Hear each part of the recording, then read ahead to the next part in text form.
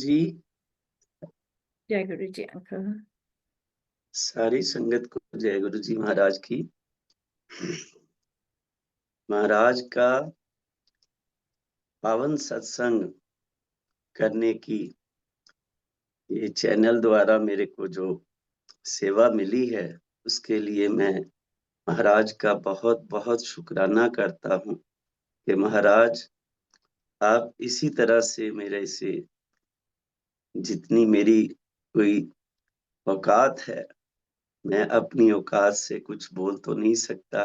आपके दिए हुए जो वर्ड होंगे उसी को बोलूं, ऐसा मेरे को आप आशीर्वाद दें कि मैं आपके हमेशा बढ़ियाई के ही मेरे मुंह से लफाज निकलें, क्योंकि जितने भी सवास हैं हमको महाराज ने दिए हुए, जितने हमारे पे कर्म किए हुए हैं महाराज ने, उनका शुक्राना हम अपने श्वासों द्वारा ही दे सकते हैं कि जितने हमारे पास श्वास आए महाराज की तरफ से, हम अपने श्वासों को महाराज के शुक्राने में लगा दें तो हमारा कल्याण है। क्योंकि महाराज ने हमारे को ये जो यहाँ पे धरती पे लाने की बात रखी थी, हम लोग इसको थोड़ा सा भूलने की बात भी रखते हैं कि हम वहां पे आए तो कह के कुछ और होते हैं कि हमारे को इंसानी जो है वो चोले में आप नीचे भेज दो, हम जाके गुणगान करेंगे आपका, ये वो। फिर वो सारे वादे कस्में जो होती हैं वो नीचे आके इंसान भूल जाता है, अपनी लालसा में पड़ जाता है। हमारे को ये चाहिए, हमारे को वो चाहिए, भगवान से इस तरह की डिमांडें करने लग पड़ता है कि भगवान को भूल जाता है कि मैं असली बात के लिए आया हूँ यहाँ पे, वो है भगवान का नाम लेना। उसको छोड़ के अपनी फरमाइशों के लिए भगवान को हमेशा, जिसे कहें कि लिस्ट रख देनी भगवान के आगे कि ये वाला काम करो, उसके बाद ये वाला काम करो। भगवान को इस तरह से कोई मोल नहीं ले सकता कि हम भक्ति करते हैं तो उसके अंदर हम क्लॉज अगर ये लगा देते हैं कि हम भक्ति इसलिए कर रहे हैं कि हमारे को ये चीजें चाहिए और चीजें दो, तो वो गलत है। भगवान हमेशा सारे जितने भी अपने भक्त होते हैं, जितनी अपनी संगत होती है, भगवान को बहुत ज्यादा प्रिय होती है। इतनी प्रिय होती है कि भगवान अपने आप को भगवान भी तभी मानता है जब उसका भक्त खुश है। भगवान खुद मानते हैं कि भक्तों के बिना मैं कुछ नहीं हूँ। हमारे गुरुजी भी इसी तरह से हैं कि वो किसी का दुख देख नहीं सकते। किसी को कोई चाहत है तो उसकी डिमांड जो है उनको पता होती है कि इसकी ये डिमांड है, उसको देते भी हैं, बिल्कुल देते हैं। मगर हम जो हैं, जो जिसे कहें कि पंजाबी च कहते हैं ना, ये थैंकलेस बंदे हैं कि सारा कुछ मिलन दे बावजूद भी असी लोग इस तरह समझते हैं कि सन तक कुछ मिलिया ही नहीं। अपने से ऊपर के बंदों को देख के चलना कि उसके पास तो ये है, मेरे पास ये नहीं है, ये चीजें जो है ना इंसान को रब से दूर करती हैं। और मैं इस बात के लिए महाराज का इतना शुक्राना करता हूँ। आपको मैं अपना ही थोड़ा सा एक्सपीरियंस सुनाऊं तो पता चलेगा आपको कि देखिए, सच में भगवान को ये चीजें पता होती हैं कि इसको क्या चाहिए क्या नहीं चाहिए। मैंने अपने हिसाब से ये कहेंगे ना तो मैंने कभी गुरुजी से कुछ मांगा ही नहीं, कुछ नहीं मांगा। लेकिन ये बात मैं अपने एक्सपीरियंस से कह रहा हूँ संगत जी, मेरे को गुरुजी महाराज ने जो चीज मेरे को चाहिए होती है ना, मेरे को नहीं पता कि मेरे महाराज कहाँ पे बैठे हुए इस तरह से सुन लेते हैं और इस तरह से मेरी मनोकामना पूरी करते हैं। ये ले, तूने तो सोचा है। मैं अपना एक्सपीरियंस अगर आपसे शेयर करूँ ना, तो आपको जल्दी से पता चलेगा कि ऐसा कुछ भी नहीं है कि हम डिमांड की लिस्ट तो रख दें और उसके अंदर क्लॉज छोड़ दें ये कि ये जो लिस्ट है ना महाराज इसको पूरी कीजिए। लिस्ट वाले आप काम ना कीजिए, छोड़ दीजिए महाराज के ऊपर। बिल्कुल किसी भी तरह की कोई लालसा में आके भक्ति करना भगवान को अच्छा नहीं लगता है। भगवान कहता है पहले तू मेरा हो जा, मेरे को अपना ले, तभी मैं तेरा हूँ। और सबसे बड़ी बात, मैं ज्यादा तौर पे सत्संग में कभी गुरु जी ने महाराज ने हमेशा मेरे से ये बुलवाया है कि अपनी जो डोर है महाराज के हाथ में आप पकड़ा देंगे ना, तो आपकी ये जो जीवन रूपी पतंग है ना, ये कभी काटी नहीं जा सकती। महाराज उसको उतनी हवा में ले जाते हैं जितनी आपको चाहिए होती है। ये बात उनके ऊपर छोड़ दीजिए। और मैं कई बार ये बात कहता भी हूँ कि हमने अगर कहा ना कि महाराज हमारा ये हाथ पकड़ लो, और महाराज ने जो हाथ पकड़ लिया, फिर तो बस आपके वारे न्यारे। अगर हम कहें कि हमने आपका हाथ पकड़ लिया, हमारा पकड़ा हुआ हाथ कभी भी छूट सकता है, क्योंकि हम जो दुनियावी बंदे होते हैं ना, अपनी किसी भी तरह की बातों में आके भगवान का हाथ छोड़ सकते हैं। लेकिन अगर भगवान हमारे गुरुजी महाराज किसी का हाथ पकड़ लें तो वो छोड़ते नहीं हैं। ये मेरे साथ ऐसा हुआ है। मैं बिल्कुल सच्चे मन से आपको ये बता रहा हूँ कि देखिए मेरा जो सत्संग है, महाराज ने मेरे को जो दिया है, महाराज की इतनी कृपा है मेरे पे कि मैं अपने आप को बहुत ही खुशनसीब समझता हूँ कि महाराज ने मेरे को ढूंढ के, जिस तरह से कहे ना कि भगवान भी कोई पिछला रिकॉर्ड देख के कि हाँ ये कहीं ना कहीं किसी ना किसी वक्त मेरा ये भक्त रहा है, तो गुरुजी महाराज ने मेरे को ढूंढ के मेरी दुकान पे आके मेरे से पेंटें सिला के मेरा कल्याण करा, मेरा उद्धार करा।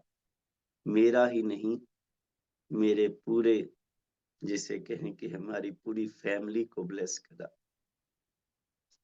कि महाराज का ये हम देना तो अपने इस युग में तो दे ही नहीं सकते, आने वाली युगों तक हम महाराज का ये जो हमारे पे उपकार किया हुआ है, इसको हम चुका नहीं पाएंगे। महाराज हमेशा पिछले जन्मों का कोई सिस्टम देख के कि हाँ ये कभी ना कभी तो मेरा ये भक्त रहा है, तो ऐसी कृपा करते हैं। और मैंने सुना है ये पुरानी संगतों से कि महाराज का ये सिस्टम था। महाराज कहते थे कि जिसने मेरी पुराने जन्मों की और इस जन्म की टोटल मिला के 8 वर्षों तक जिसने ओरिजिनल भक्ति करी हो, उसको मैं अपने दर्शन देने का अधिकार देता हूँ, चाहे वो दूर से दर्शन कर ले चाहे नजदीक से कर ले।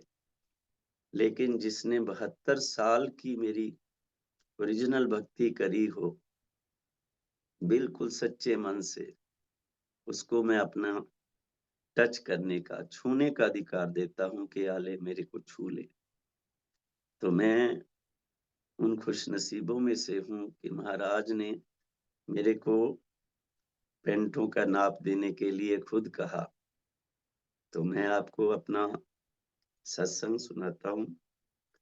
बहुत ब्लेसिंग वाला सत्संग है, महाराज ने मेरे को बख्शा है,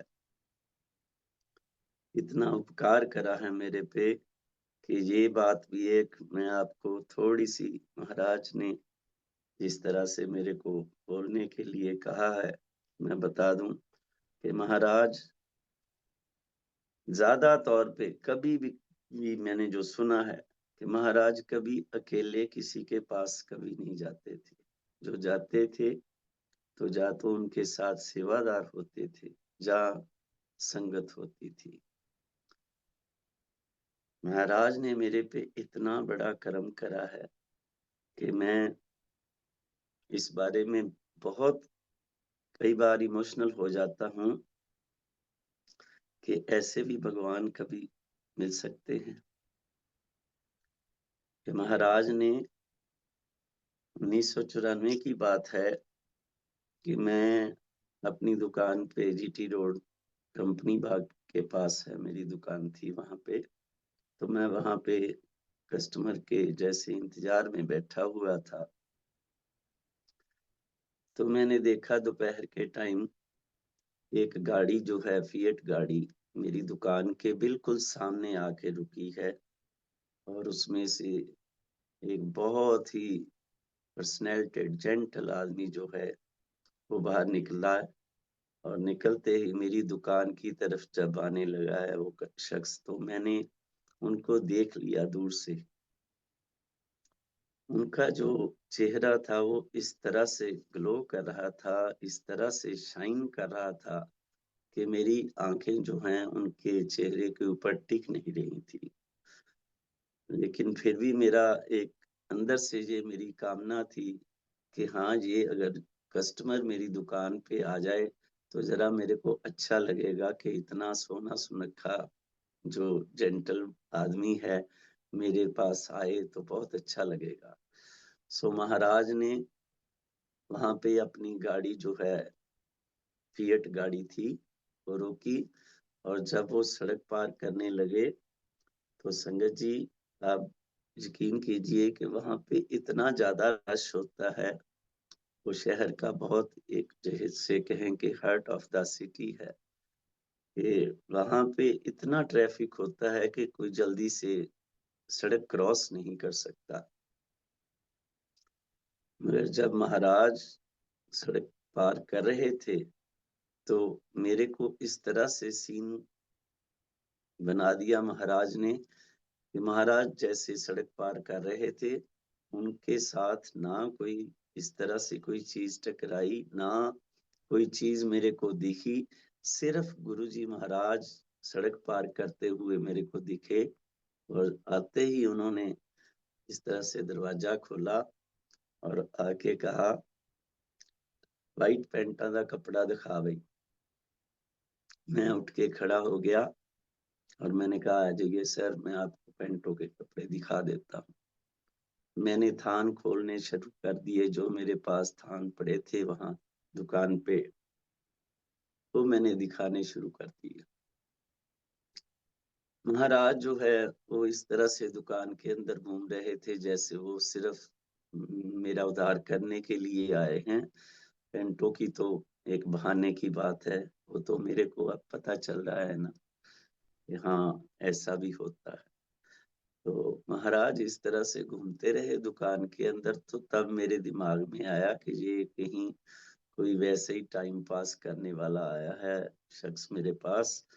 तो इनका ध्यान नहीं है पेंटों के अंदर।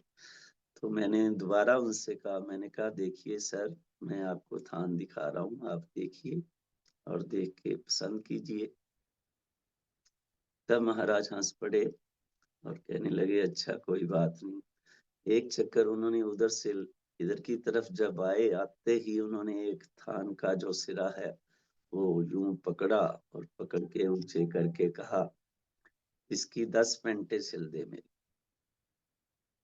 मैं बड़ा ही हैरान हुआ। मैंने कहा, पहले तो इस शख्स का बिल्कुल ध्यान नहीं था पेंटों के कपड़ों के बारे में, और आते ही जब इन्होंने 10 पेंटों की बात करी है तो वो भी वाइट पेंटे, जो पंजाब के एटमॉस्फेयर के अकॉर्डिंगली थोड़ा सा कहा जा सकता है कि मेरे पास मेरे ख्याल पहली बार कस्टमर आया था कि 10 पेंटे वाइट। तो मैं बड़ा हैरान हुआ। मैंने कहा, भाई समझ नहीं लग रही कि अलग-अलग कलर की पैंटें तो ले लें तो कोई बात नहीं, 10 की भी 15 हो जाती हैं। मगर एक ही व्हाइट पैंट की 10 पैंटें, ये आदमी कौन हो सकता है? मेरे मन में ये ख़्याल चलने लगा कि ये जज हो सकता है कि चलो रोज़ की उनको चाहिए होती हैं, या ये आदमी कोई बहुत ज़्यादा शाहूकार आदमी है जिसे कपड़े सिलाने का शौक है, सो बना के रख लेते हैं। या ये आदमी एनआरआई है, ये बाहर से आया हुआ होगा, फॉरेन कंट्री से। वहाँ एटमॉस्फेयर भी अच्छा होता है, चलो व्हाइट पैंट चल जाती है, जहाँ पंजाब में तो 1-2 पैंट से ज़्यादा व्हाइट पैंट कोई लेता नहीं। मैंने कहा चलो कोई बात नहीं, लेकिन ये बात भी एक संगत जी बड़ी एक सोचने वाली बात थी कि गुरुजी महाराज ने मेरे से कोई रेट नहीं पूछा कि इस कपड़े का रेट क्या है, कोई इसकी सिलाई नहीं पूछी कि पैंटों की सिलाई क्या होगी। सीधे से बोले कि 10 पैंटें बना दे मेरी। मैंने कहा अच्छा जी। मैं इंच टेप लेके जिस तरह से बाहर आने लगा तो कहने लगे मेरा नाप ले ले तू। मैं क्या अच्छा जी। मैं जब बाहर आया काउंटर से, मैंने रजिस्टर खोला और मैंने कहा सर अपना नाम बताइए, आपका नाम क्या है? तब उन्होंने बोला गुरुजी। जब मैंने गुरुजी सुना ना तो मैं बड़ा हैरान हुआ कि ये गुरुजी किसी का नाम कैसे हो सकता है? ये आदमी मेरे साथ वाक़ई कोई मज़ाक करने आया है। पहले तो ये देख नहीं रहे थे थान, अब अगर थान पसंद करे हैं तो मेरे साथ मज़ाक शुरू हो गया इनका कि गुरुजी किसी का नाम थोड़ी होता है। तो मेरी उस वक़्त 28 अप्रॉक्सिमेटली 28 साल का हो था मैं। तो मैंने अपनी लाइफ़ में कभी गुरुजी का नाम नहीं सुना था कि गुर किसी का नाम गुरुजी भी होता है। मैंने उनसे रिपीट करा, मैंने कहा शायद मज़ाक के मूड में हैं, चलो मैं उनसे थोड़ा-सा दोबारा कह देता हूँ। मैंने कहा सर अपना नाम बताइए प्लीज़। तब उन्होंने कहा कि लिख गुरुजी, 300 डिफेंस कॉलोनी जालंधर में मैं रहता हूँ। मैंने कहा चलो अब ये थोड़ा-सा झिड़क के बोल रहे हैं, इसका मतलब मेरे को नहीं दोबारा नहीं कहना चाहिए। सो मैंने लिख लिया गुरुजी 300 डिफेंस कॉलोनी। लिख के तो मैंने नाप लेने उनका शुरू कर दिया। जिस तरह से भी मैं गुरुजी महाराज को कहता रहा कि आप सीधे खड़े हो जाएँ, गुरुजी सीधे खड़े हो जाते थे। घूम जाएँ, घूम जाते थे। जब मैं उनको कहता था आप इस तरह से लात आगे करें, वो आगे कर लेते थे। लातें खोलिए, वो खोल लेते थे। जिस तरह से मैंने कहा ना, वो करते रहे और हँसते जा रहे थे। मैं नीचे बैठा बॉटम का जब उनका नाप ले रहा था, तो मैं नीचे बैठे ने ऊपर जब देखा तो खुशबू बहुत ज़्यादा आ रही थी और गुरुजी महाराज मेरी तरफ देख के हँस रहे थे। तो मैंने कहा पता नहीं कैसा ये बड़ा जॉली सा आदमी है कि हँसते जा रहा है। पता नहीं क्या बात है कि चलो ठीक है। तो मैंने सारा नाप ले लिया लेकिन मेरे माइंड में गुरुजी ने थॉट डाला, जैसे ये सारी लीला शुरू हो गई महाराज की, जिसे कहें कि हम लोग तो कभी सोच भी नहीं सकते इन बातों को ऐसे दिमाग चलाते हैं, ऐसे रोक देते हैं, ऐसे जाम कर देते हैं। ये सारा सत्संग में आपको सुनने को मिलेगा। महाराज ने मेरे को इस तरह से जब देखा ना तो मैं हैरान हो गया कि ये आदमी इतना सुंदर, इतना प्यारा आदमी है कि मैंने अपनी लाइफ में कभी देखे हैं। इतने मेरे पास अच्छे-अच्छे कस्टमर आते हैं, मगर इन जैसा जिस तरह से कहे ना कि पर्सनैलिटी और इस तरह से शाइन किया हुआ इनका फेस मैंने कभी नहीं देखा, क्योंकि उनके चेहरे से नूर टपक रहा था। उनकी जिस तरह से आँखें थीं, आँखों के साथ आँखें तो मिल ही नहीं सकती थी। और दूसरी बात, उनके माथे पे जो तेज था, इस तरह से था कि दुकान के अंदर भी ऐसा लग रहा था जैसे सूरज चमक रहा हो। तो मैं बड़ा हैरान था कि ये कैसा शख्स है, कुछ डिफरेंट सा है। कभी इस तरह का मैंने शख्स देखा नहीं है।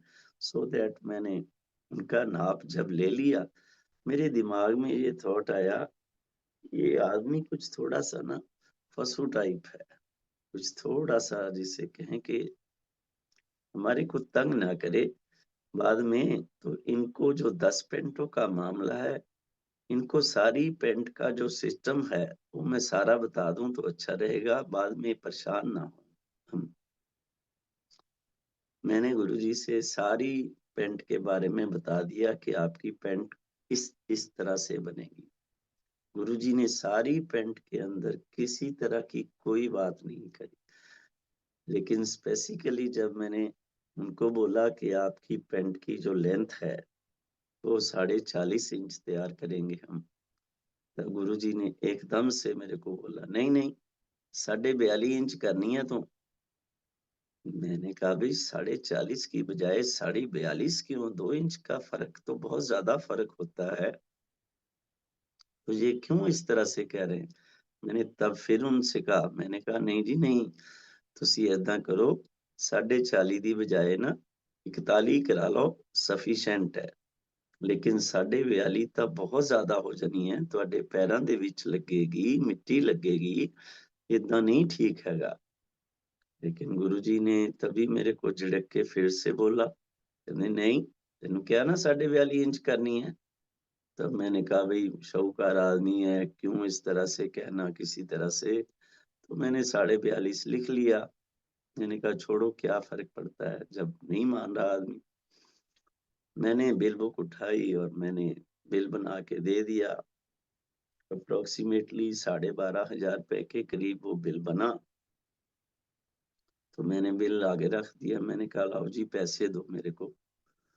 तो गुरुजी ने कहा कि पेंटे बना दे, पैसे तेनू मिल जाणगे। मैं कहा जी पैसे तो दिओ, मैनू पैसे दोगे तो तुहाडीਆਂ ਪੈਂਟਾਂ बननगीਆਂ, एडवांस ਤਾਂ ਦਿਓ ਮੈਨੂੰ, ਮੇਰਾ ਇੰਨਾ बिल ਬਣਿਆ। फिर हँस पे, कहंदे दे दिन्ने पैसे तेनू।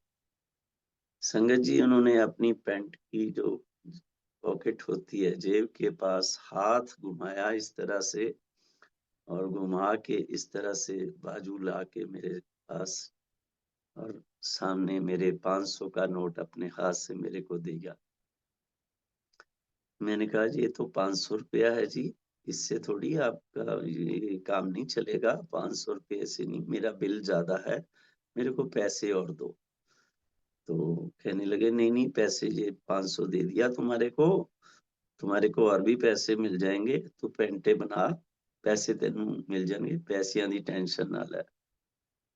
मैं बड़ा हैरान हुआ कि देखो मैं क्या कहूँ, ये आदमी भी इस तरह से है, रईस आदमी है, इसको मना भी नहीं कर सकता और इनसे मैं पैसे माँग रहा हूँ ज़्यादा तो पैसे भी नहीं दे रहे। मैं कुछ इस तरह से कन्फ्यूज़ हो गया, तो मैंने 500 रुपया रख लिया। मैंने कहा चलो ठीक है जी, जिस तरह से है।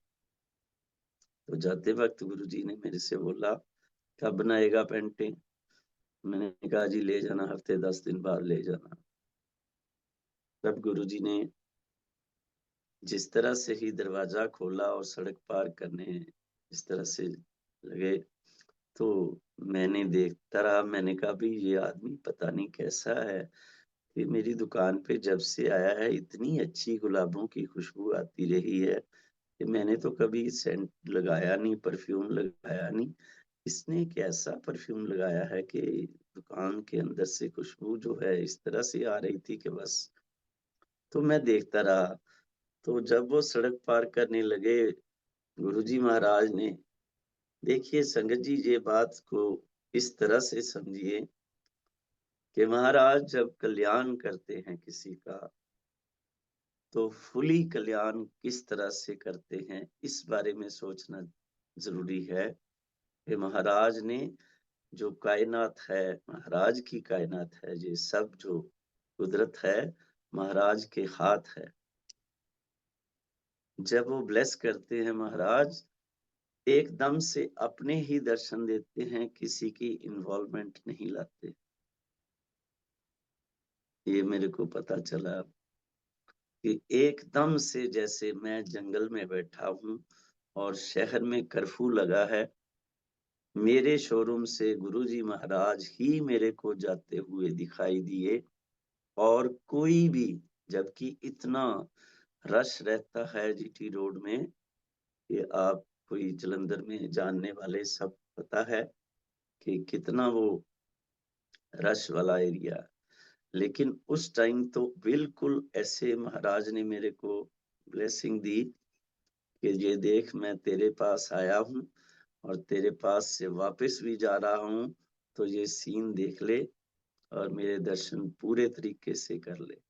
कोई मेरे को एक परिंदा भी जिसे कहें वो भी दिखने को नहीं मिला।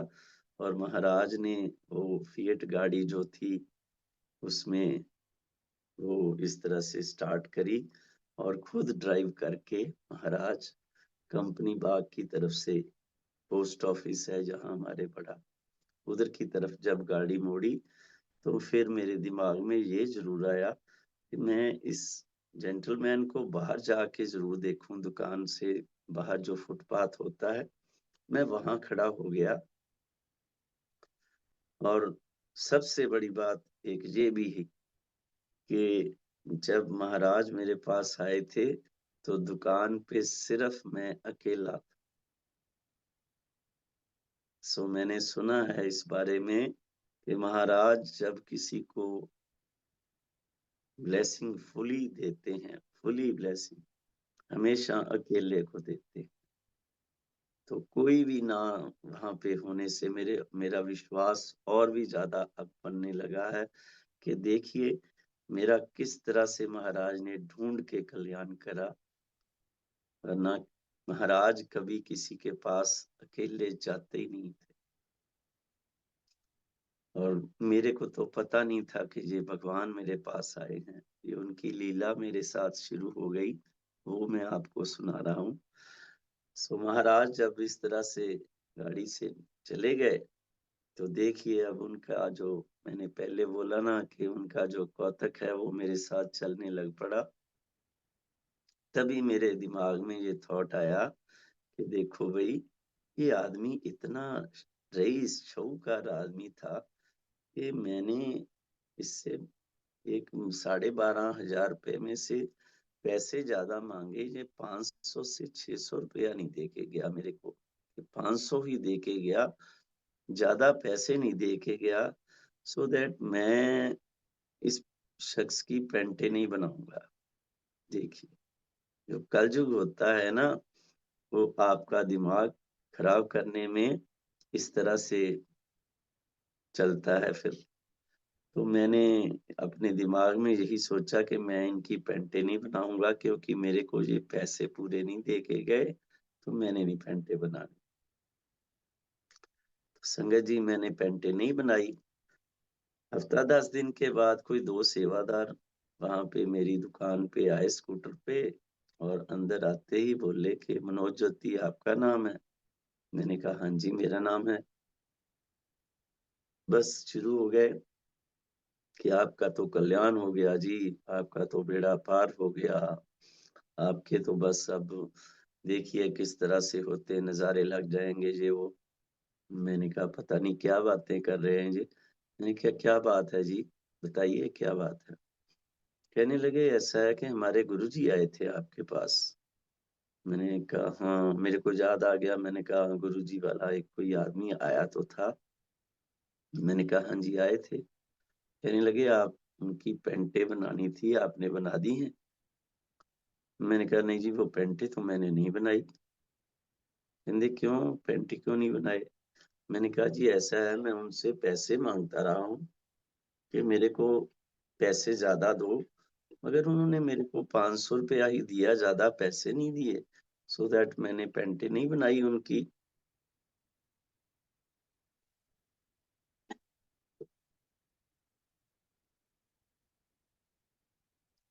तो उन्होंने कहा कि ऐसा आपने ये करके गलत करा है, आपको पता नहीं है कि वो कौन है। तो शिव का अवतार है, महाशिव है, वो महादेव हैं, गुरु नानक का रूप है। इस तरह से उन्होंने कुछ ज्यादा ही बातें मेरे को जब बताई ना, तो मैं अपने पूरे तरीके में रहा। मैंने कहा ठीक है जी, बहुत अच्छी बात है, आपके वो होंगे इस तरह से, लेकिन मेरे पास जो है ना वो पैसे पूरे दे के जाएँ, तो आपकी पैंटें बनेगी वरना ऐसे मुश्किल है। तो उन्होंने मेरे को बहुत समझाने की कोशिश करी, लेकिन मैं माना नहीं। मैंने कहा नहीं जी, पैसे लेके आएँगे तो पैंटें बनेंगी। वो चले गए, उन्होंने कहा बना दीजिए, मैंने कहा देखेंगे जी, चलिए आप चलिए। चले गए वो। हफ्ते 10 दिन बाद 2 सेवादार और बदल के आ गए। उन्होंने मेरे से कहा कि ऐसा है मनोज जी कि आप उनकी पैंटें बना दीजिए। वो पैंटें जो है वो हमारे भगवान की पैंटें हैं। आपको पता नहीं है कि ईश्वर खुद चल के आपके पास आया है। ऐसे हमारे गुरुजी कभी जाते ही नहीं, हम तो हैरान हैं। सारे मंदिर में इस टाइम खप पड़ी हुई है कि महाराज एक मनोज नाम के आदमी के पास गए हैं और उसको नाप दे के आए हैं और पैंटें 10 सिलने को दे के आए हैं। तो मैंने कहा ठीक है, अगर पता है तो फिर मेरे को पैसे दे के जाएँ। कहते जी वो ऐसा है कि पैसे तो हम भी दे सकते हैं आपको, लेकिन हमारे को कोई ऑर्डर नहीं है उनकी तरफ से। तब मेरा जो शक था वो यकीन में बदल गया कि ये लोग मेरे को परेशान कर रहे हैं, पैसे दे नहीं रहे। एक बार वो गुरुजी वाला आदमी आया है, दूसरी बार ये संगत आई है, तीसरी बार ये संगत आई है। मैंने इस तरह से उनको कहा, मैंने नहीं जी, इस तरह से पैसे दे के जाएँगे तो पैंटें बनेंगी, ऐसे नहीं पैंटें बनेंगी। तब संगत जी उन्होंने मेरे से एक और बात रख दी। कहने लगे ऐसा है कि आपको अगर पैसे चाहिए ही, तो आप ऐसे करिए कि डिफेंस कॉलोनी चले जाइए, वहाँ पे गुरुजी हमारे बैठते हैं। आपका हर रोज़ नाम लेके हमारे से पूछते हैं कि मनोज आया कि नहीं आया। आप उनसे मिल भी लें और जाके पैसे भी माँग लें। मैंने कहा नहीं, ऐसे मैंने जाना नहीं है। सीधी बात ये है कि मैं वहाँ पे नहीं जाऊँगा, मेरे पैसे दुकान पे दे के जाइए आप। तब उन्होंने मेरे को एक और बात पे कन्फ्यूज़ कर दिया। कहने लगे कि ऐसा है कि वो जो 500 का नोट आपको दे के गए थे गुरुजी हमारे, वो कहाँ है? वो आपके पास है? तो मेरे दिमाग में और शक पड़ गया।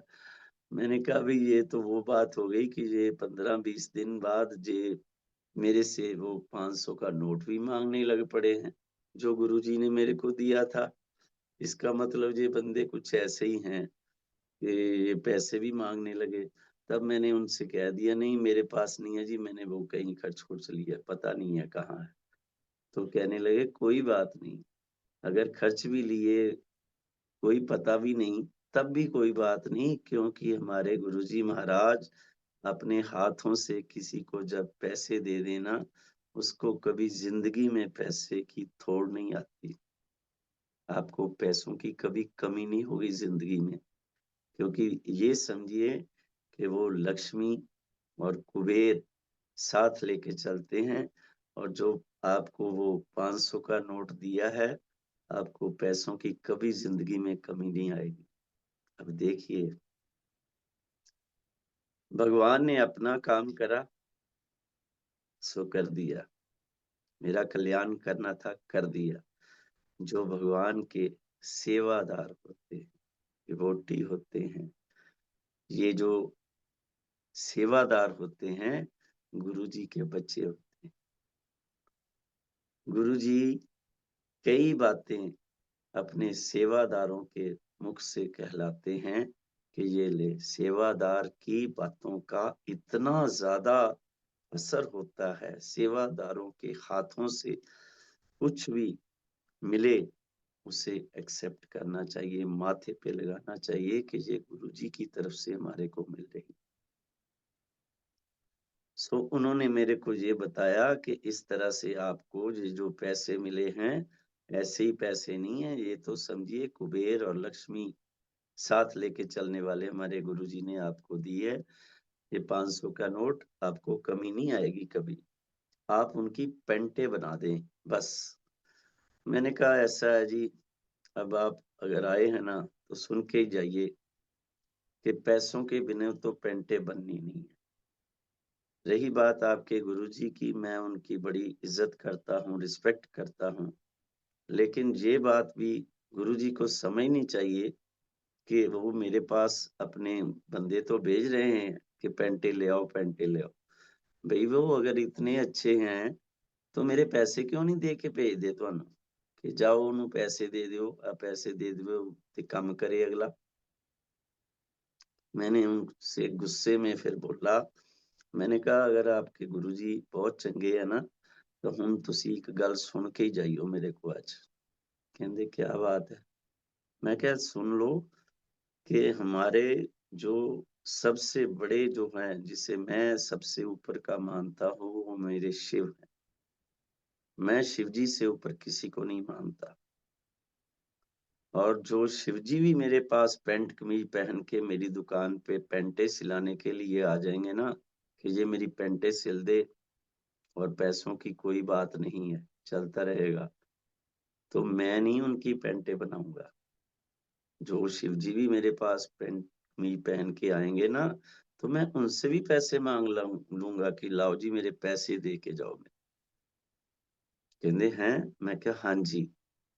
मैंने कहा एक बात इसमें जरूर है कि हाँ, अगर मेरे शिवजी भगवान असली रूप में मेरी दुकान पे आए, कि उनकी जटाएं जो हों वो इस तरह से बिखरी हों, माथे पे चंद्रमा विराजा हो, और उनके गले में शेषनाग जो है वो श्रृंगारे हों, गंगा बह रही हो उनके सिर से, तब मैं, अगर वो असली रूप में आएंगे मेरी दुकान पे, तब मैं उनकी पेंटें क्या, मैं अपनी जिंदगी भी उनके जो है वो चरणों में लगा दूं। मगर इस तरह से नहीं जैसे कि वो आपके गुरुजी कह रहे हैं, कि अच्छा आप कह रहे हैं। तो वो मेरे को बड़ा सुन के हैरान हुए, और उन्होंने जाके पता नहीं बता दिया, मेरे को नहीं पता, चले गए। सो तीसरी बार फिर एक आ गए सरदार जी, और एक और तो कहने लगे जी पेंटे बना दो। मैंने कहा नहीं जी, पेंटे तो बननी ही नहीं ऐसे, मैंने बोल दिया था उनको। कहने लगे जी आपके पास पहले भी आए थे सेवा। मैंने कहा जी आते रहे, मैंने पेंटे बनानी नहीं, जो मर्जी। कहने लगे आप देखिए कि आपका प्यार कितना है गुरुजी से, और गुरुजी आपको कितना प्यार करते हैं, कि जब भी वो दरबार में बैठते हैं सुबह या शाम, तो आपका पूछते जरूर हैं कि मनोज आया कि नहीं आया। अब देखिए संगत जी, जिस भक्त की हाजरी महाराज अपने मुंह से खुद लगाते हों, उसका जीवन कैसा होगा। मेरे भगवान ने मेरे वहां पे ना जाने के बावजूद भी अपने दरबार में मेरी हाजिरी लगवाते रहे, कि ये नहीं भी आया तो भी कोई बात नहीं। जैसे कहते हैं ना, क्लास में कोई मास्टर जी जब हाजिरी लगवाते हैं तो यस सर, यस सर। मैंने तो यस सर नहीं कहा, भगवान ने खुद ही मेरा नाम लेके मेरी हाजिरी अपने दरबार में लगाई। इतने ज्यादा बेहतरीन कर्म जो हैं वो मैंने करे हैं। पुराने जन्म, इस टाइम की मैं बात कई सत्संग में गुरुजी ने मेरे से कहलाया, कि इस टाइम के जन्म में मैंने कोई भी अच्छे कर्म शायद नहीं करे होंगे, क्योंकि शीशा जो होता है ना, वो आपका चेहरा बता देता है।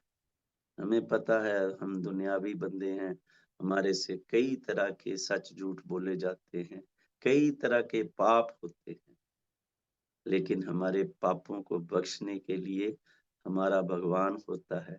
वो हमारे पापों की जो कमी करते हैं, हम ईश्वर को जब ये बातें बताते हैं ना, हमारे से पाप हुआ है, सिर्फ जो पूर्ण गुरु होता है वो उसको माफ करने के लिए राजी होता है।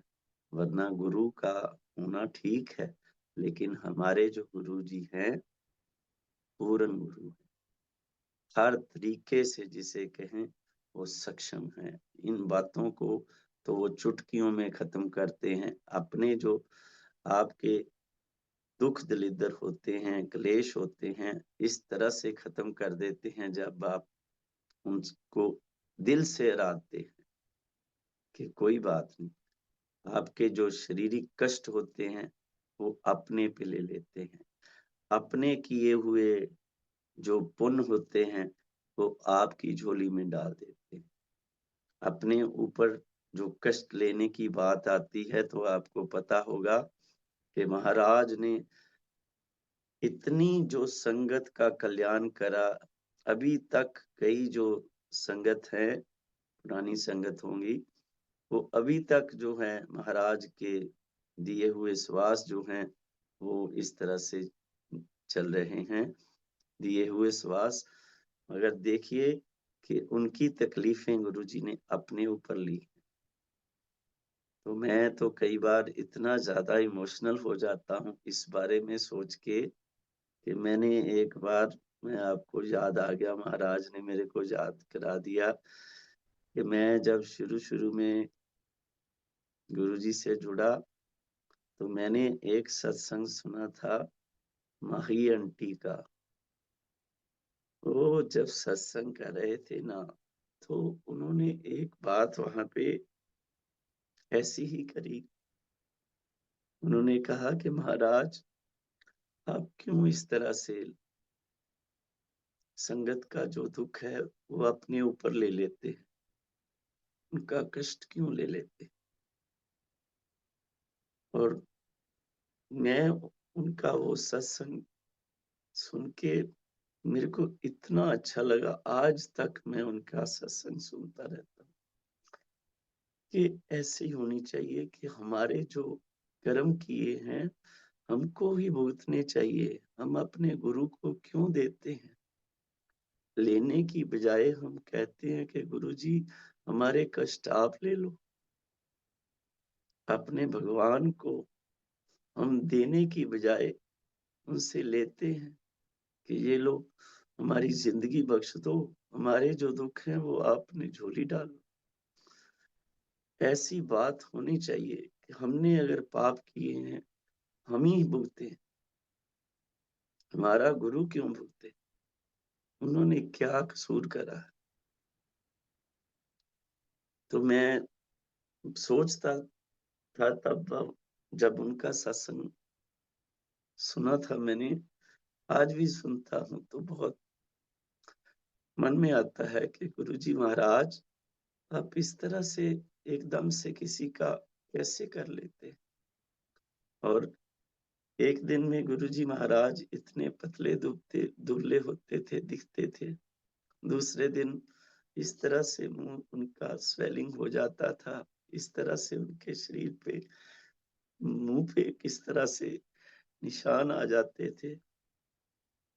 महाराज अपने ऊपर कैसे ये दुख ले लेते हैं? और हम लोग किस तरह से दुनियावी बंदे हैं कि हम अपना जो ये सारी बातें हैं गुरुजी को कहते हैं कि ये आप करो, वो करो।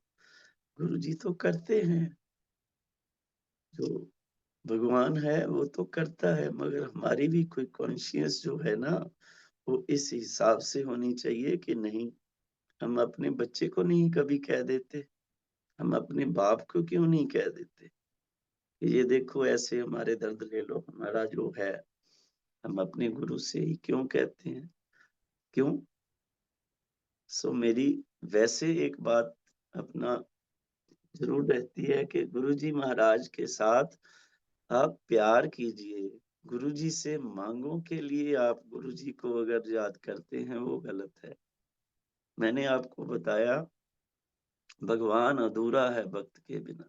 भगवान उदास हो जाता है जब कभी भक्त ने उसको याद ना किया हो। भगवान उसकी हाजिरी इसी तरह से, जैसे महाराज मेरे, मैं तो इतना कुछ, मैं अपने आप को समझता ही नहीं हूँ कि मेरे जितना कोई शाहूकार ही नहीं है। मैंने तो कभी इस तरह से सोचा ही नहीं, चाहे मैं शाहूकार वैसे नहीं हूँ, नहीं। लेकिन महाराज ने मेरे को जो दर्शन दिए, मेरा कल्याण करा, उस पॉइंट ऑफ व्यू से मेरे जितना कोई शाहूकार नहीं। वैसे मैं हमेशा ये बोलता हूँ कि मैं तो संगत के चरणों की जो है ना वो धूल के बराबर हूँ। और मेरे में यही बात रहनी चाहिए। गुरुजी से मैं मांगता भी यही हूँ कि गुरुजी महाराज, मेरा जो है इसी तरह से जीवन निकले कि आपकी वड्याई ही करता रहूं, आपके गुणगान करता रहूं। हमेशा मेरे को यही आप ब्लेसिंग दें। बाकी मेरे को तो कुछ चाहिए नहीं। जो मेरे लिए ठीक होगा वो आप कीजिएगा, जो नहीं भी ठीक होगा तब भी मेरे को सिर माथे पे है। कोई बात नहीं है कि हम लाभ की बातें तो करें, हानि की बात ही ना। लाभ, हानि, ये दुख-सुख, ये धूप-छाँव, अमीरी-गरीबी सब ज़िंदगी के एक जो है जिसे कहें उतार-चढ़ाव हैं, इनको यूँ नहीं लेना चाहिए। ज़िंदगी चलती रहनी है संगत जी। जो दिन आज चढ़ा है, उसने खत्म तो होना ही है।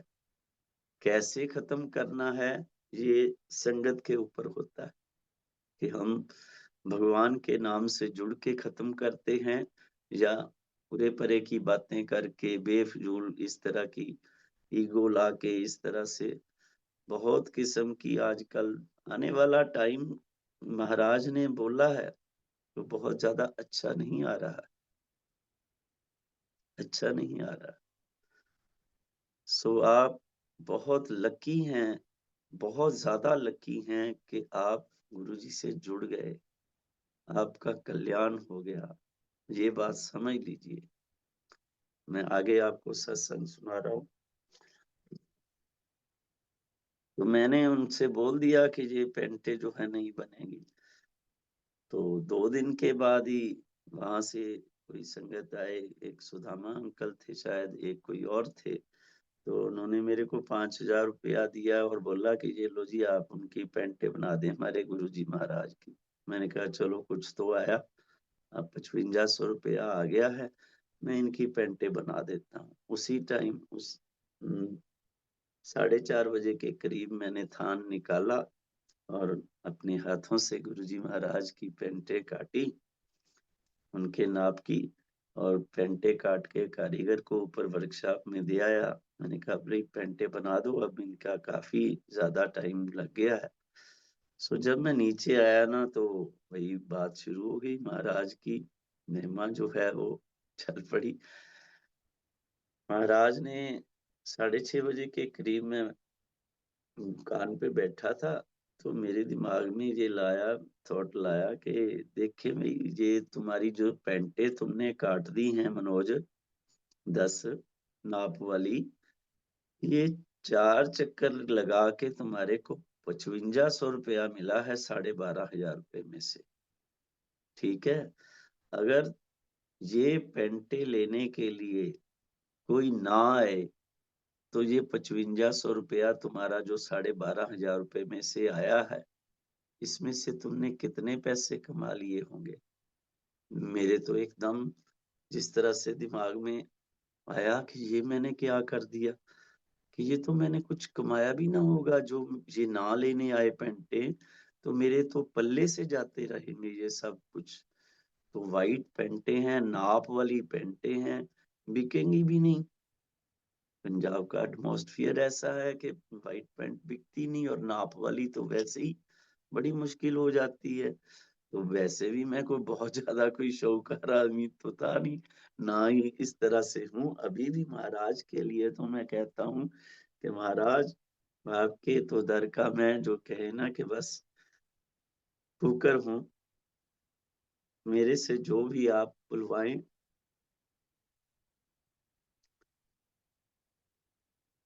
महाराज ने जब वो मेरे दिमाग में थॉट डाला तो मैं हैरान रह गया। मैंने कहा ये मेरे से क्या हो गया, गलती हो गई कि पहले तो मैं इस तरह से उनको इधर-उधर की बातें करता रहा हूँ।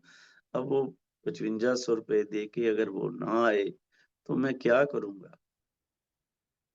तो तभी मेरे दिमाग में एक ये थॉट ज़रूर आया कि देखो भई ये बात तो पक्की है कि वो गुरुजी वाला बंदा बड़ा चंगा था, कि उसने अपना नाम भी लिखा दिया कि गुरुजी और 300 डिफेंस कॉलोनी में मैं रहता हूँ, एड्रेस भी दे दिया।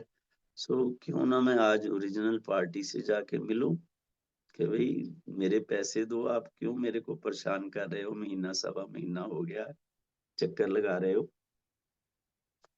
सो संगत जी मैंने उसी टाइम अपना मोटरसाइकिल निकाला और मैं डिफेंस कॉलोनी चले गया मंदिर।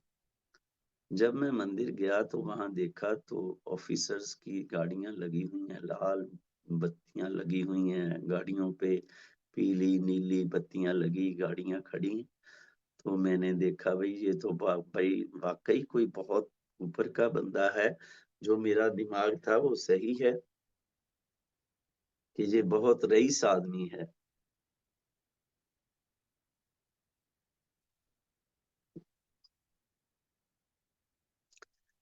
तब मैंने एक सेवादार वहां पे खड़ा था, तो मैंने उनसे बोला कि मैंने गुरुजी से मिलना है।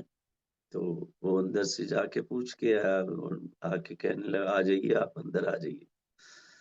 जब मैं अंदर गया तो वहां देखा तो इतना अच्छा, इतना बेहतरीन माहौल कि मैंने कभी, जिस तरह से कहें, अपनी जिंदगी में इतना शांतमय वातावरण नहीं देखा था।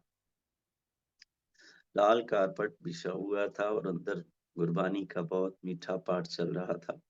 तो मैं वहां पे बैठ गया। तो जब मैं बैठ गया तो एक सरदार जी मेरे पीछे बैठे थे, उन्होंने मेरे को पहचान लिया, शायद वो मेरे कस्टमर होंगे। तो उन्होंने मेरा शोल्डर इस तरह से टच करके बोला, मनोज, ज्योति तू कितने आया, कितना आया। मैंने कहा भाई यहाँ पे इस तरह से शोर बिल्कुल नहीं है और मैं पहली बार जहाँ पे आया हूँ, इनके सिस्टम मेरे को पता नहीं।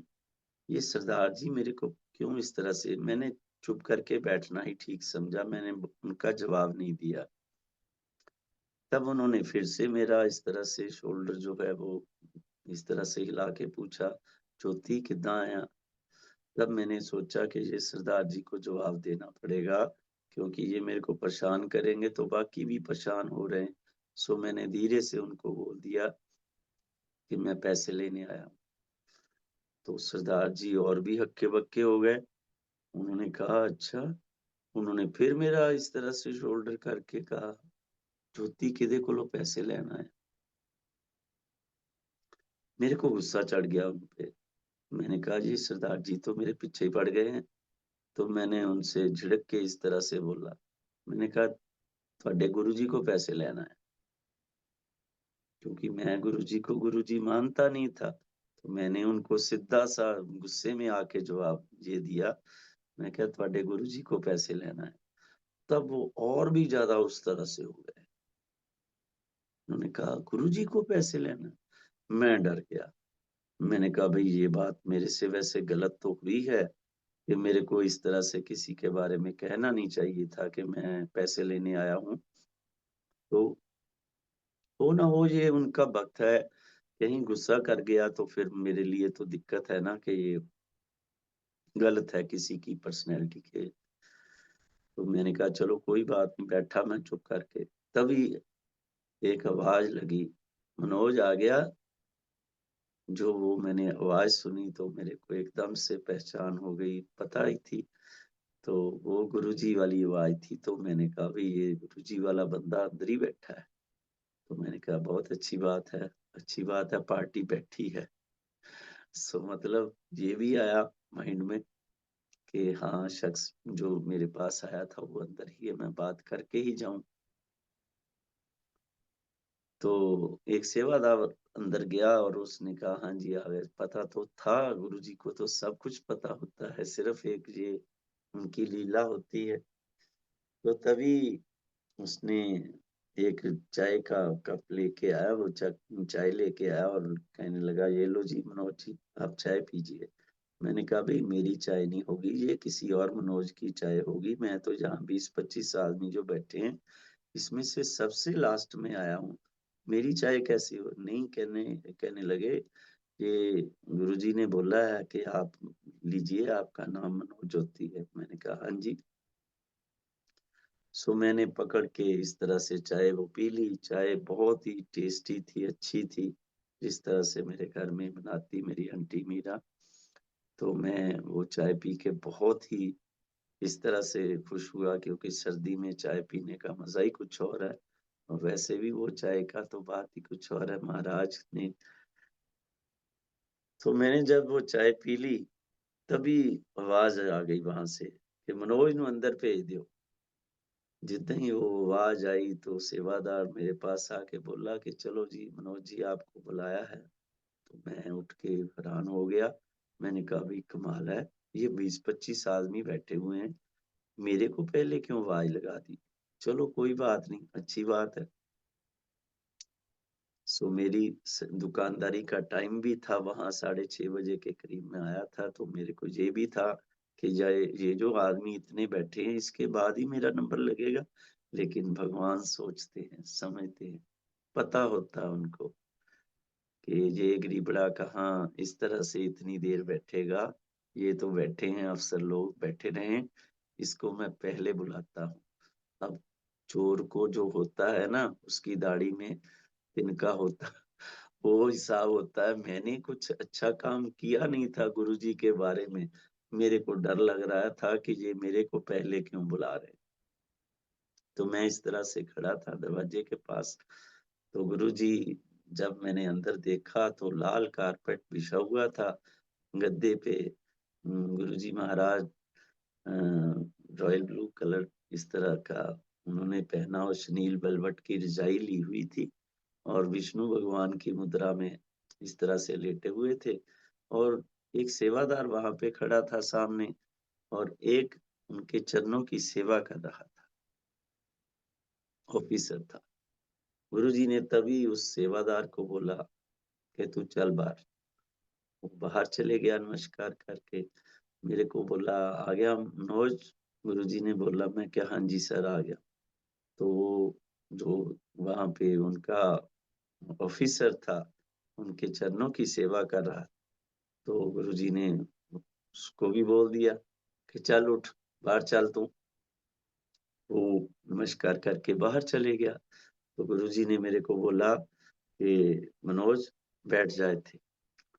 गुरुजी का इशारा जहाँ से वो ऑफिसर उठा था रजाई में से, तो उस तरफ था कि बैठ जा चरणों में, बैठ के सेवा कर ले मेरे चरणों की। मेरे दिमाग में वही चोर वाली बात। मैंने कहा भई देखो, मैंने इस गुरुजी वाले आदमी को बहुत इस तरह की बातें कह के इसके सेवादारों को इस तरह से भेजा हुआ है, तो हो ना हो कि ये मैं वैसे भी इनके साथ पहली बार दुकान पे मिला हूँ, दूसरी बार आज आया हूँ। हो ना हो कि मैं रज़ाई में बैठूँ और ये बाबा मेरे को लत मार के परे सिट दे कि चल तू यहाँ पे क्यों बैठने लगा है? वो तो मेरे को जानता था, इसलिए बैठा था। तू मेरे को जानता है और तू मेरे को कैसी-कैसी बातें कहता, कभी शिव जी कहता, कभी कुछ कहता है। मैं डरे ने उनका कहना नहीं माना और मैं पछता रहा हूँ आज के दिन में। बहुत ज़्यादा उस टाइम को जब मैं याद आता है तो मैं बहुत ज़्यादा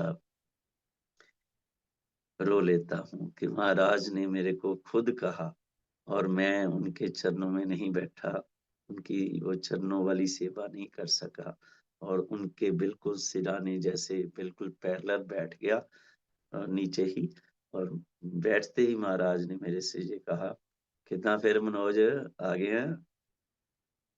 मैं कहा, "जी, हाँ जी, आ गया सर।" कहंदे, "किੱਦਾਂ पैंटां बन गईयां फिर?"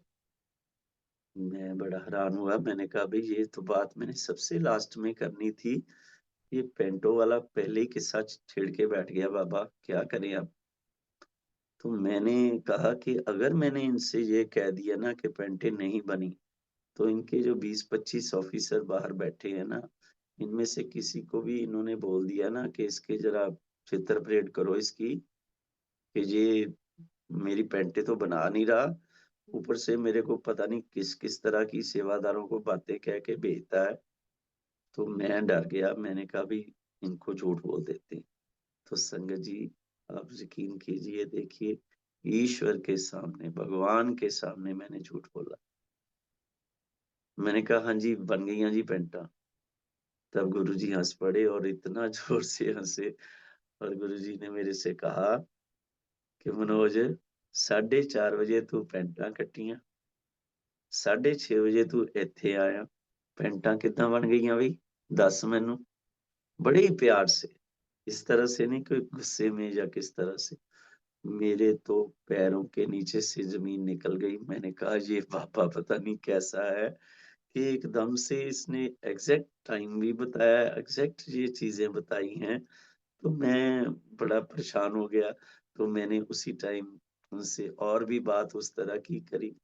मैंने कहा बस बन गईयां समझो जी, ਏਦਾਂ ਦੀ कोई गल नहीं, बस बन गईयां समझो। तो गुरुजी हँस के कहने लगे कोई बात नहीं, बना लेना, आराम से बनाना। मैं बड़ा खुश हुआ। मैंने कहा यार पापा बड़ा चंगा है, बहुत ही चंगा है, ਜਿਹਨੇ ਮੇਰਾ ਝੂਠ ਸੁਣ ਕੇ ਸਮਝ ਕੇ ਵੀ ਮੈਨੂੰ ਬਿਲਕੁਲ ਕਿਸੇ ਤਰੀਕੇ ਦੀ ਕੋਈ ਗੱਲ ਨਹੀਂ ਕਹੀ। ਹਾਲੇ ਮੇਰੇ ਦਿਮਾਗ ਦੇ ਵਿੱਚ ਇਹ ਗੱਲ ਚੱਲ ਹੀ ਰਹੀ ਹੈ ਤੇ ਗੁਰੂ ਜੀ ਨੇ ਇੱਕ ਗੱਲ ਹੋਰ ਲਿਆ ਕੇ ਮੇਰੇ ਸਾਹਮਣੇ ਟਿਕਾ ਦਿੱਤੀ। ਕਹਿੰਦੇ ਕਿੱਦਾਂ ਫਿਰ बाकी दे पैसे मिल गए मनोज? मैंने तो इस तरह से खुशी से एकदम से उनसे कहा, मैंने कहा ये तो मैंने सोच के तो यही आया था, जहाँ पे भूल गया था ना, तो ये बाबे ने तो मेरे को बहुत अच्छी बात कर दी कि इनको तो पता है कि मैं पैसों के लिए आया हूँ, सो बोल देता हूँ। तो मैंने उसी टाइम जैसे बच्चा कहता है ना अपने बाप को, इस तरह से मैंने उनसे कहा। मैंने कहा नहीं जी नहीं, मेरे को पैसे नहीं मिले, मैनू पैसे दवाओ। मेरे पैसे ना मैनू मिले नहीं है, अद्धे पचੱਧੇ मिले है बाकी दे। कहंदे कोई नहीं, हँस पड़े, बहुत हँसे गुरु जी महाराज। तो कहने लगे कोई बात नहीं, पैसे तेरे को मिल जाएँगे, पैसों की टेंशन ना ले तू, तू पेंटे बना। मैंने कहा अच्छा। मेरे दिमाग में ये आया कि यार इन्ना चंगा बाबा, ਇਹਦਾ ਕੋਈ ਨੁਕਸਾਨ ਨਾ ਹੋ ਜਾਏ ਕਿਉਂਕਿ ਇਹਨੂੰ ਪਤਾ ਨਹੀਂ ਲੱਗਦਾ ਪਿਆ ਕਿ ਇਹ ਪੈਂਟ ਦੀ ਲੰਬਾਈ ਜੋ ਹੈ ਨਾ, ਇਹ 42.5 ਇੰਚ ਰਖਾ ਰਿਹਾ, ਇਹਨੂੰ नहीं पता, ਇੰਨੀ नहीं रखनी चाहिए ਇਹਨੂੰ। तो मैंने उनसे कहा एक बात करनी है जी आपसे। कहंदे जी क्या बात है? मैंने कहा जी वो पेंटों के बारे में थोड़ा डिस्कस करना है आपसे। कहने लगे हाँ कर ले, क्या बात है? मैंने कहा जी ऐसा है कि वो जो पैंट की लंबाई है ना, आप 40.5 ही रहने दें, अगर करानी है 41 करा लें। अभी पैंटें बन रही हैं, नई पैंटें हैं जो दोबारा खोल के करनी पड़ी तो मेरे लिए भी मुश्किल होगी। तो 40.5 की बजाय 41 करा लें, 42.5 ना करवाएं। तो गुरुजी ने कहा नहीं नहीं, वो 42.5 इंच ही करनी है। तब मेरे दिमाग में पक्का आ गया कि मैंने कहा देखो भाई, जो मैंने सोचा था ना कि ये आदमी थोड़ा सा फसू है, ढीठ है, सो ये आदमी है तो वैसा ही। क्योंकि ये पहले तो मेरे पैसे नहीं दे रहा था, फिर पैंटों की लंबाई के ऊपर अड़ गया है, तो ये क्या करे? तो तब मेरे दिमाग में ये जरूर आया कि मैं इससे ये ज़रूर पूछूँ कि ये इतनी लंबाई ज़्यादा क्यों करवा रहा है? 40.5 से 42.5 2 इंच का बड़ा फ़र्क होता है। तो मैंने उनसे कह दिया, मैंने कहा जी एक बात करनी है आपसे। गुरुजी कहने लगे हाँ दस, की गल करनी है? मैं कहा जी ਤੁਸੀਂ ਮੈਨੂੰ ਇਹ ਦੱਸੋ ਕਿ ਤੁਸੀਂ 40.5 ਦੀ ਬਜਾਏ 42.5 इंच करा खाली रहे हो पैंट ਦੀ लंबाई। ਮੈਨੂੰ ਇਹ ਦੱਸੋ आज। तो मैं थोड़ा-सा उनसे खुल गया था जिस तरह से कहें कि हाँ, तो मैंने कहा चलो पूछ ही लेते हैं क्योंकि रीज़न तो पता होना चाहिए ना। मैंने जब ये कहा ना तो गुरुजी ने कहा हाँ, दस ने। गुरुजी ने लेटे-लेटे ही इस तरह से अपनी जो ल लात है, टाँग है वो इस तरह से दूसरी लात पे रखी और रख के कहन लगे कहंदे देख मनोज ਜਦੋਂ मैं कुर्सी ते बैठदा ना अपने ਗੱਦੀ ਤੇ ਬੈਠਦਾ ਕਿੱਦਾਂ, ਤਾਂ ਮੈਂ ਲੱਤ ਦੇ ਉੱਤੇ ਲੱਤ ਰੱਖ ਕੇ ਬੈਠਦਾ, ਤਾਂ ਜਦੋਂ ਉਹ ਪੈਰ ਹੈ ਨਾ ਮੇਰਾ, ਉਹ ਨੰਗਾ ਨਾ ਹੋਵੇ ਮੈਂ ਇਸ ਕਰਕੇ 2 ਇੰਚ ਜ਼ਿਆਦਾ ਲੰਬੀ ਰੱਖਦਾ ਪੈਂਟ ਕਿ ਉਹ मेरा पैर ਜਿਹੜਾ है वो नंगा ना रहे। मैं बड़ा हैरान हुआ, टेक्निकली तो मैं अपनी बात पे सही था। मैंने कहा यार ये बाबा बड़ा भोला है, जब इसने कुर्सी पे बैठना है, गद्दी पे बैठना है, तब तो बात सही है इनकी कि ये पैंट की लंबाई ज़्यादा होनी चाहिए कि चलो जब इन्होंने सीधे खड़े होना है, तब तो ये पैंट की लंबाई ज़्यादा हो जानी है ना, तो तब ये क्या करेंगे? तो मैंने कहा भई अब क्या करें? मैंने कहा ठीक है, छोड़ो जी। ठीक है जी, मैंने कहा 42.5 इंच बना दें। तो उन्होंने कहा ठीक है। जब मैं उठने लगा ना, तो महाराज ने मेरे से कहा, "मनोज कदों बनाएगा फिर पैंटा?" मैं कहा जी 2-4 दिनों तक ही बना दा। कहंदे जा फिर ऐश कर। मैं जब उठा तो मैंने कहा भई ये तो बहुत बढ़िया लफ़ज़ बोला इन्होंने। पंजाबियों में जैसे कहते हैं ना जा ऐश कर। मैंने कहा बहुत वधिया बाबा, वधिया बंदा है। तो मैंने कहा चलो ठीक है। मैंने नमस्कार करा और आ गया अपनी दुकान पे। मैंने उनकी पेंटें बना दी। सेवादार आए, पूरे पैसे दिए और पेंटें ले गए। कहने लगे कि आप अपने किसी भी टाइम से निकाल के ना कभी कभी वहां पे जाया करें, आपका गुरुजी से प्यार है, गुरुजी आपको चाहते हैं। तो मैंने कहा ठीक है, कोई बात नहीं, जाएंगे जी। मैंने छोड़ दिया। आप यकीन कीजिए संगत जी, उसके बाद गुरुजी ने, महाराज ने मेरा पूरे तरीके से जो भी है इस तरह से सिस्टम कर दिया कि मैं बिल्कुल भूल गया कि हाँ मैंने कभी गुरुजी की पेंटें सिली थी या किसी तरह से कोई बात। गुरुजी ने भी मेरी तरफ से बिल्कुल कांटा लगाने वाली बात जैसे मेरे को लगा, गुरुजी ने नहीं। गुरुजी ने तो वही पुरानी बात आ गई कि मेरा हाथ खुद पकड़ लिया था। तो जब भगवान ने हाथ पकड़ा हो तो हम तो पकड़ाए, तो वही बात आ गई ना पहले वाली। मैंने इसी तरह से रखा और चलता रहा। हमारा जिंदगी का सफर बहुत अच्छे तरीके से निकलने लगा, बहुत ठीक तरीके से हो गया। सो महाराज ने इतनी ज्यादा मेरे पे करम करे, इतने ज्यादा मेरे को 28 साल बाद गुरुजी ने दोबारा मेरे को जोड़ा, फेसबुक के राही, मेरी बेटी के राही मेरे को 2021 में दोबारा जोड़ा। और 2023 में मैंने गुरुजी महाराज का पहला सत्संग 10 अप्रैल को किसी के घर से करा था। और उसके बाद महाराज के गुणगान जो है वो इस तरह से चल रहे हैं, और महाराज के जो सत्संग मेरे को मिलते हैं, दिखते हैं, मैं वही बोलता हूँ। मैं संगत से भी एक ये बात थोड़ी सी हाथ जोड़ के बेनती करता हूँ कि आप लोग जब सत्संगों में जाते हैं ना, गुरु जी महाराज की जो आपको देन होती है सत्संग, सत्संग ऐसे ही नहीं किसी को मिल जाता। जो देन होती है ना वो गुरु जी महाराज ने इसलिए दी होती है कि आप सत्संग शेयर किया करें, अपने संगत को बताया करें कि मेरे से ये गुरु जी महाराज की मेहर हुई है। अपने पास सत्संग रखना या ये कह देना कि ये तो मेरी अपनी पर्सनल ब्लेसिंग है, कोई ब्लेसिंग पर्सनल नहीं होती संगत जी।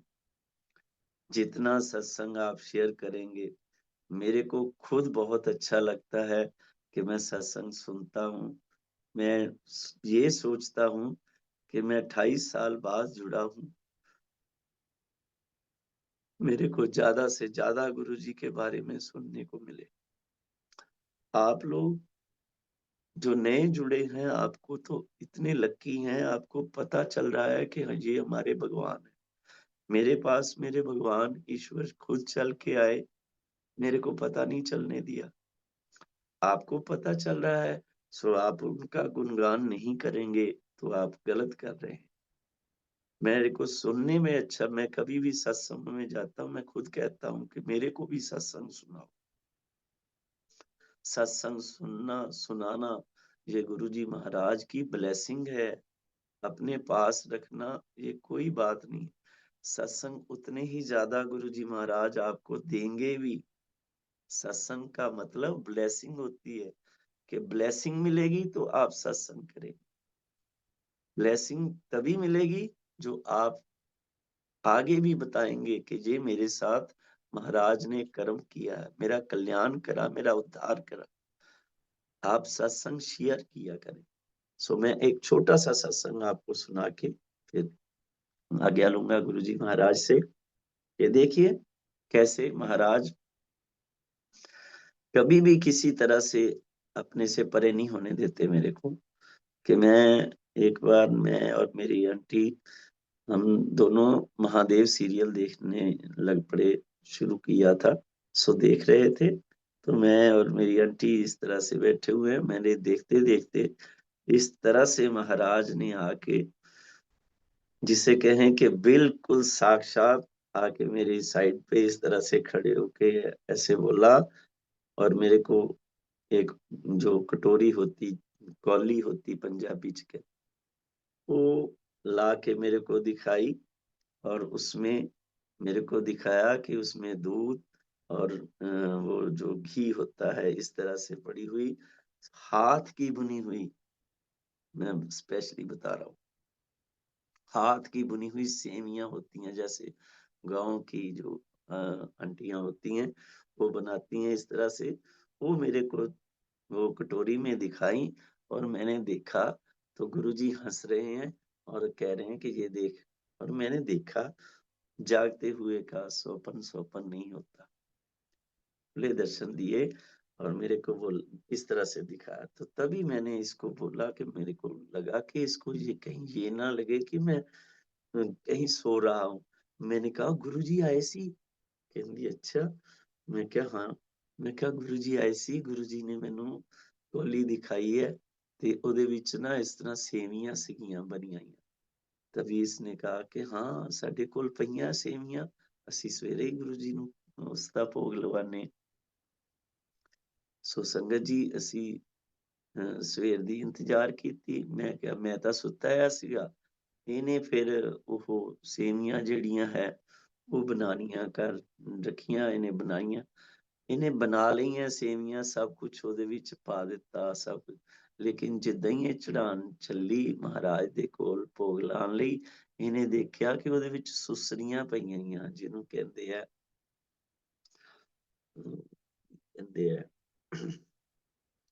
वो सुसरियां होती हैं, वो उसमें वो इस तरह से पड़ी। तो इसने कहा ये मैंने नहीं बनानी है चढ़ानी गुरु जी को, तो ये रख दी। तो जब मैं उठा तो मैंने कहा हाँ वो चढ़ा दी गुरु जी के? नहीं, उसमें ना वो इस तरह से थी तो नहीं चढ़ाई। मैंने कहा फिर कैसे करनी है? ਮੈਂ ਕਿਹਾ ਬਾਜ਼ਾਰੋਂ ਲੈ ਆਵਾਂ? ਕਹਿੰਦੀ ਨਹੀਂ, ਬਾਜ਼ਾਰੋਂ ਤਾਂ ਬਣਨੀਆਂ ਨਹੀਂ ਓਦਾਂ ਦੀਆਂ, ਉਹ ਹੱਥ ਦੀਆਂ ਬਣੀਆਂ ਹੋਈਆਂ ਗੁਰੂ ਜੀ ਪਿੰਡ ਦੇ ਸੀਗੇ, ਤੇ ਗੁਰੂ ਜੀ ਨੂੰ ਉਹ ਪਸੰਦ ਹੋਣਗੀਆਂ, ਤੇ ਅਸੀਂ ਆਪ ਹੀ ਬਣਾ ਲੈਂਦੇ ਆ ਫਿਰ ਥੋੜੀ ਥੋੜੀ करके। जिद्दां मैं और मेरी आंटी ने दोनों ने शाम के टाइम ना वो अपने हाथ से, क्योंकि मेरे को तो आती नहीं, जैसी भी बनी सो महाराज ने हम दोनों से बनवा के तो वो तैयार कर ली हमने। और सुबह जब वो वहां पे रखी गुरुजी के आगे, तो उसमें से गुरुजी महाराज ने वो प्रसाद खा। सो देखिए, ये बात कोई ऐसे नहीं है। महाराज किसी भी तरह से किसी चीज का कल्याण करते हैं ना, तो एक चीज रख देते हैं कि देखिए, वो जो सेमियां थी वो भुनी हुई थी घी में, जिनको कभी भी सुसरी वगैरह नहीं लगती, लेकिन महाराज ने उसमें इस तरह से रख दिया, और हमारे हाथों से वो बनवा के खानी थी। इसलिए हमारे को ये सेवा दी कि हाँ तुम अपने हाथों से बना के मेरे को। इतना प्यार करते हैं महाराज, इतना ज्यादा हमारी जिंदगियों को बचाते हैं कि एक बार मैं अपने किसी रिश्तेदार के वहां जाना था, किसी की डेथ हो गई थी लुधियाना। तो राहुल गांधी का जहाँ पे रैली थी लुधियाना में, तो बसें जा नहीं रही थी, तो मैं बस में बैठ गया। तो मैं जब बैठने लगा तो वो कहने लगे जी ये बस नहीं जाएगी, और मैं पीछे की जो खिड़की होती है उसमें से उतरने लगा तो मेरा पैर फिसल गया। संगत जी आप बिलीव नहीं करेंगे, 2 इंच के फर्क से मेरे ऊपर से टायर निकले। 2 इंच के फर्क से मेरे कान के पास से इस तरह से जब निकले हैं। और मैं हैरान था कि वो मैंने पूरी की पूरी जो बस है अपनी देखी मेरे ऊपर से निकलती हुई, लेकिन मेरे को एक खरोंच तक नहीं आई, खरोंच तक नहीं आई। और जब वो बस निकल गई, मैं जब उठा तो मैं हैरान था कि महाराज ने मेरी जिंदगी, दोनों के टायर जो होते हैं बिल्कुल पास में मैंने देखे चलते। मैंने कहा आज मेरी छुट्टी। लेकिन महाराज जब किसी की जिंदगी बचाते हैं, किस तरह से बचाते हैं कि मेरे पास बहुत से सत्संग महाराज के दिए हुए हैं। सो मैं फिर कभी महाराज के ये सत्संग आपको, महाराज की अगर आज्ञा होगी तो जरूर सुनाऊंगा। सो आज के लिए मैं आज्ञा चाहता हूँ। जय गुरु जी। शुक्राना गुरु जी महाराज, अनंतम अनंतम शुक्राना। जय गुरु जी महाराज। मनोज ज्योति अंकल, बहुत बहुत दिव्य सत्संग आपने सुनाया। इतना अलौकिक मैं कहूंगी माहौल बना, और हमें आपके सत्संग के द्वारा गुरु जी की अनुभूति हुई। उस उस समय का जो आपने वर्णन किया जब गुरु जी से आप मिले, उससे एक बहुत जैसे अंतर मन की शांति और अंतर मन को खुशी, गुरु जी की वो स्माइल्स जो आप डिस्क्राइब कर रहे हैं, वो सब सुन के बहुत अच्छा लगा अंकल। और बहुत प्रेम भाव से और बहुत प्योर भाव से आप हमेशा सत्संग सुनाते हैं। शुक्राना उस चीज़ का, क्योंकि उससे जुड़ती हुई नई संगतों को, मैं भी अपने आप को नई संगत में मानती हूँ, उनका विश्वास गुरु जी में और दृढ़ होता है। सो शुक्राना। शुक्राना ऑल्सो सुरेश वासन अंकल का, जिन्होंने इस प्लेटफॉर्म, मल्टीलिंगुअल सेवादार प्लेटफॉर्म के राही हमें निरंतर मौके दिए हैं आप जैसी प्यारी प्यारी बेहद गुरु जी की प्यारी संगतों से जुड़ने के लिए। सो शुक्राना अंकल। और ज़रूर आगे भी हमारे साथ जुड़िएगा और अपना सत्संग शेयर कीजिएगा। अम, संगत जी, इसी के साथ हम मनोज ज्योति अंकल को थैंक यू कहते हुए महाराज से आज्ञा लेते हैं, गुरु जी महाराज से आज्ञा लेते हैं। सो कृपया आप लोग सब अपने आप को अब अनम्यूट कीजिएगा।